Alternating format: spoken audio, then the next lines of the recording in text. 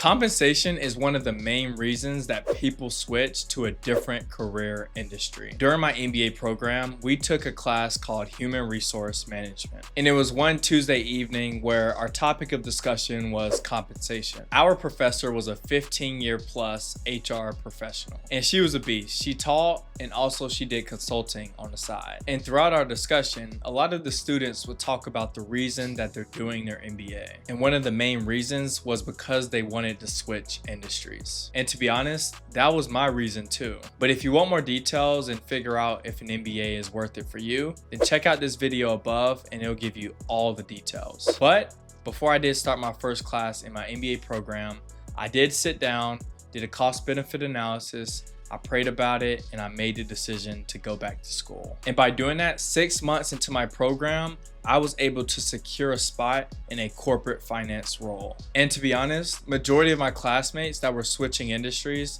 especially in finance, was not able to do that. In this video, I'm showing you how you can pivot industries and also double your salary. And once you implement all of these strategies, it'll get you very close to making that happen. But just like with anything in life, nothing is guaranteed. But if you apply the steps that I'm talking about, then you can get closer than ever. All right, let's go ahead and jump right in. The first step is do research into the industry of your preference. And for the purpose of this video, I'm gonna give you the top 5 paying industries as of today. All right, now here goes the top 5. Number 1 is technology. Number 2 is finance and investment. Number 3 is healthcare administration and technology. Number 4 is consulting. And number 5 is product management. You should definitely do your research into these industries I'm talking about, but I'm gonna give you a little bit of background about each of them. But starting off with technology, this includes software engineering, cybersecurity, and data science. And since AI is very prevalent at the moment, then shift your focus in AI-based roles. There's already a high demand for talent, but if you focus within AI, then you can really become valuable to the marketplace. And honestly, for technology, do a boot camp. It's more of a cost-effective approach, and you'll get a lot of good skills just by doing it in a shorter period of time. But the thing is if you're thinking about it and I'm thinking about it, then the whole market that's focused in technology is also thinking about it. And so that means you need to stay competitive and listen to step 4 of this video, because I'm gonna teach you how to be an interviewing beast. And last point I'll say on this is the starting salary is over $100,000 a year. The second top paying industry is finance and investment. And the investment part of this industry is wealth management. But within this industry is banking, corporate finance, private equity, and fintech. And believe it or not, the finance industry has a lot of transferable skills. If you're within sales, operations, or analysis, then that can easily transfer over to finance. You just have to know the right people and do the right thing, which I'll talk about in step 3 of this video. And also, finance has high earning potential as well as bonuses. And the roles that you can get is being a financial analyst, investment associate, or even a financial planning and analysis, also referred to as FP&A manager. And once you get that, they pay really well. But let's just say this, they're gonna get their money's worth, so be prepared. The third industry is healthcare administration and technology. And this includes health informatics, product management, and strategy. This is growing with aging population and health digital trends. And you don't have to be a doctor to make 6 figures in this space. And roles include clinical data analysts, healthcare associates, or operations directors. The fourth industry is consulting. And this includes management, strategy, or tech consulting. And if you notice here, there's a lot of tech that's blended in with each one of these industries. It's only because AI is prevalent, technology is emerging within the markets, and more industries, whether they're private or public, are adapting it. But anyway, with consulting, there are big dog firms like McKinsey, Deloitte, or Accenture. And a lot of these firms value diverse backgrounds. And especially if you're becoming an industry that they heavily consult, that's an open doorway for you. And with these industries, you will be working, but you will start off with a hefty salary of over $120,000 a year. And plus, performance bonuses. This has a strong pathway to career switchers, especially if you have great communication and problem-solving abilities. And lastly, number 5, product management. This is prevalent in SaaS, also known as software as a service, fintech, or e-commerce. This is ideal for you if you're creative and have a strategic mindset. And a lot of you that are coming from art backgrounds, this may be the industry for you. This blends leadership, technology, and customer focus. Median salaries range from $110,000 to $160,000 a year. But these 5 industries that I just named are the top paying as of today. And me personally, pivoting industries was the best decision that I've ever made. But before we dig into the last 3 steps, if you're really enjoying the video and receiving a lot of value from what I'm saying already, then let's go ahead and lock in. Go ahead and smack that subscribe button. And also, if you're enjoying the video, go ahead and hit the like button as well. Because when you do that, YouTube is going to promote it to other people that are looking to pivot careers as well. All right, let's jump into the next one. Number 2, have a tangible skill set. I'm gonna give you 3 tangible skill set options. You can either choose one or adapt all 3, but depending on your personal life, choose the one that fits best for you. The first one is find a project that you can work on for a company. And since I'm in the finance industry, let's suppose that you know a finance manager that works at ABC Financial. After just a casual coffee conversation, you end it with this question. Hey, what is your team focused on? And where is the company heading? What are they looking for out of your team? And after the manager of ABC Financial hears that question, he pauses and leans back. Because 1, he's surprised that you asked that question. And he responds with this. Hey, wow, that's a great question. Thanks for asking. We're focused on automating this report through AI, but we're really nervous about adding our confidential information into this big, broad language model. And you reply, could you give me a non-confidential data set that I can work on my own time and solve this solution for you? And he ends the conversation.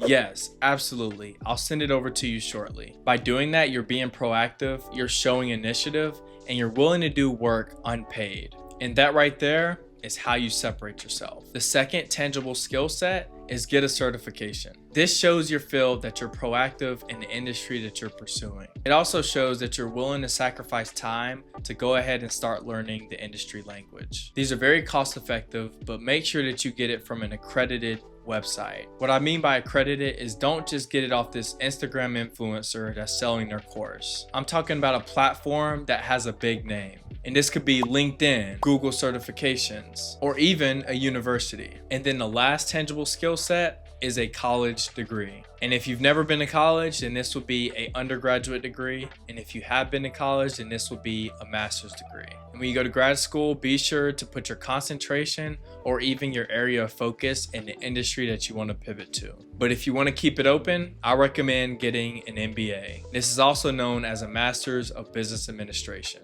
And then within the MBA program, you can have areas of focus or even concentrations. And if you ever change your mind halfway through the program, then you can easily pivot. But obviously, the reason I kept this as the 3rd tangible skill set is because this is the most expensive. But what I recommend for you is don't spend over $60,000 for an MBA program. For me personally, I blended number 1, which was a project that I did, and number 3, which was an MBA. But taking both of those tangible skill sets while also blending them with steps 3 and 4 of this video, that's how I was able to pivot careers within 6 months into my MBA program. Now we're switching into the 3rd step, and that is network, network, network. We all hear this quote that your network is your net worth, and that is so very true. Even if it's within your career, you still meet top level people, because no matter where you work, every place has a business owner. I talk and meet to so many people that get exhausted from putting in hundreds of applications, and you get discouraged, and then you're competing against other hundreds of applicants. And I get it.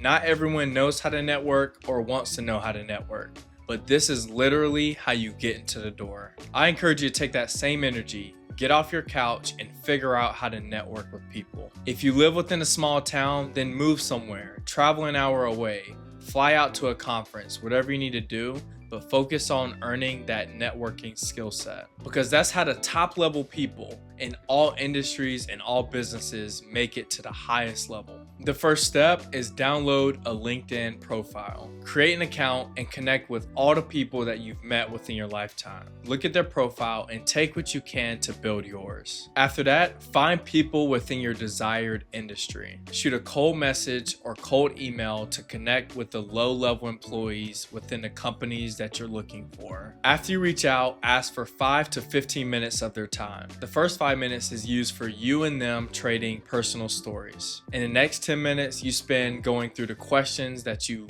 well prepared, well researched, and well thought out. In that way, your call can be the most productive and you can get the answers you need to move forward. And when the conversation's over, keep the relationship, because people on the other end receiving, they know when the relationships feel transactional. And once the relationship feels transactional, then they're never going to talk to you again. Stay in touch, keep them updated, send them a thank you gift card, whatever you need to do to appreciate their time. Because for me, when someone reaches out, I give them time. I give them tips and advice because I'm all about helping people. But every single person that's reached out to me via cold message has ghosted me at this point. And they probably didn't mean to do it, but I still remember. And for other than LinkedIn, find friends of friends. But beyond LinkedIn, do the same exercise with friends of friends. Second or third degree networks, professional conferences, master classes, and alumni networks if you went to school. And another way to network is join affinity groups. These are professional communities that focus within certain demographics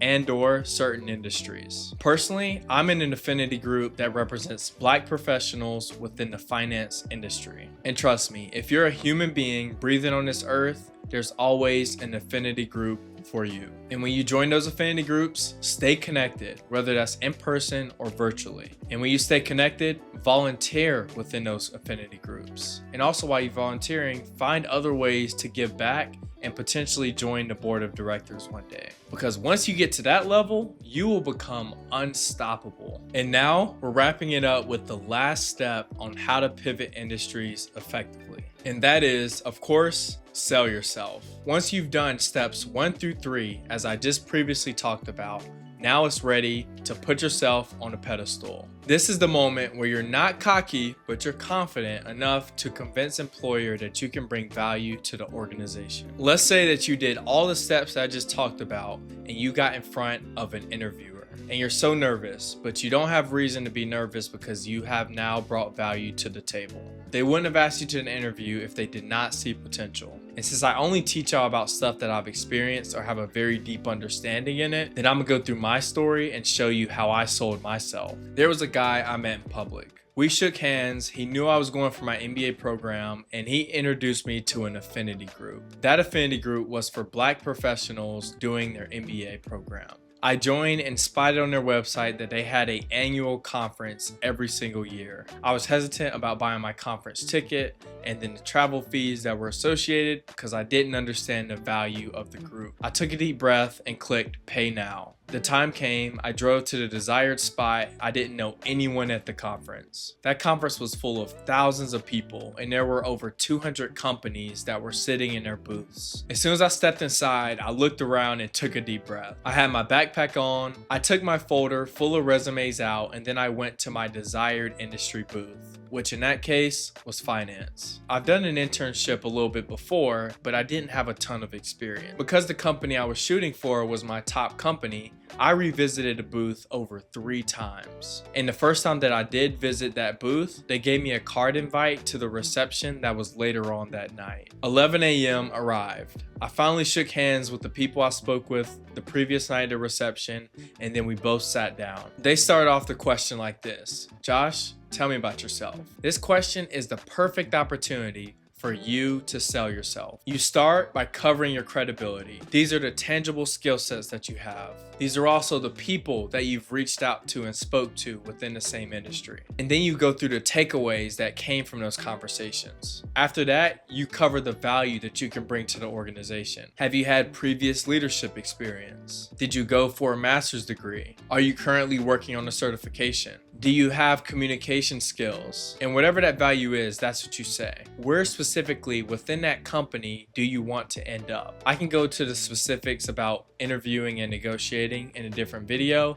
but you get where I'm coming from. But basically, while we both were sat down, I went through all those steps, and then I was being Josh. I was being myself. Once I did that, they loved me. And even though I didn't have the most finance experience, they were looking for someone that becomes teachable. A lot of good managers hire for attitude and teach skill. Once I interviewed with them, I was unsure about what next steps would be. And so after I went outside, I started sitting on the steps, just wondering what would come next. 30 minutes later, the finance recruiter called me back and asked me if I could go to the booth. And you know me, I was speed walking way back to that booth. And then I seen the manager that was interviewing me phoning a friend within the corporation. After he did that, the finance recruiter pushed me into the next stage of questions. And since the conference was ending, everything had to be over the phone. And fast forward a month later, since it's a large corporation, I received a job offer. And whenever I got my offer letter and seeing that my salary doubled,